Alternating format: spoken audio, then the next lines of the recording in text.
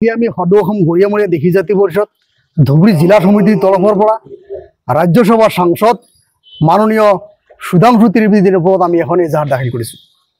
তেখেত যোৱাকালি সাংসদত ধুবুৰী জিলাক লৈ যি অপমানসূচক কথা ক'লে যে ধুবুৰীখন এখন মিনি বাংলাদেশী লাগে, এই কথা আমাৰ ধুবুৰীবাসীক অপমান কৰা যেন আমাৰ অনুভৱ হৈছে। সেই উদ্দেশ্যেৰে আমি এজাহাৰ দিছোঁ। তেখেত ধুবুৰী বিষয়ে কোনো জ্ঞান নাই, তেখেত নাজানে এই ধুবুৰীৰ ভূমি বীৰ চিলাৰৰ ভূমি হয়। ধুবুৰীৰ ভূমি আমাৰ প্ৰয়াত অসমৰ মুখ্যমন্ত্ৰী শৰৎচন্দ্ৰ সিংহৰ ভূমি হয়। এই ধুবুৰীৰ ভূমি আমাৰ ভাৱাইয়া সম্ৰাট আলাউদ্দিন সরকারের ভূমি হয়। এই ভূমি আমার আলিমেসের ভূমি হয়। এই ভূমি কোচ রাজবংশীর ভূমি হয়। এই ভূমি দেশী জনগোষ্ঠীয় মানুহৰ ভূমি হয়, লগতে অন্য জনগোষ্ঠী মানুহৰ ভূমি হয়।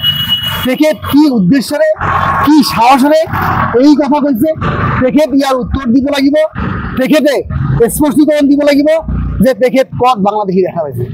আমি তেখেতক প্ৰত্যাহ্বান জনাইছোঁ, যদি ধুবুৰীত বাংলাদেশী আছে তেতিয়াহ'লে 2014 পৰা বিজেপি চৰকাৰখনে কি কৰি আছে?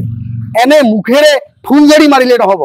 যদি ধুবুৰীত বাংলাদেশী আছে অতি সোনকালে এই ধুবুৰীত থকা বাংলাদেশীখিনিক বাংলাদেশলৈ পঠাই দিয়া হোক। অন্যথায় তেখেতে যাতে কেতিয়াও এই দুঃসাহস নকৰে, ধুবুৰীবাসীক তেখেতে যাতে লজ্জানত বা ধুবুৰীবাসীক তেখেতে যাতে অপমান নকৰে।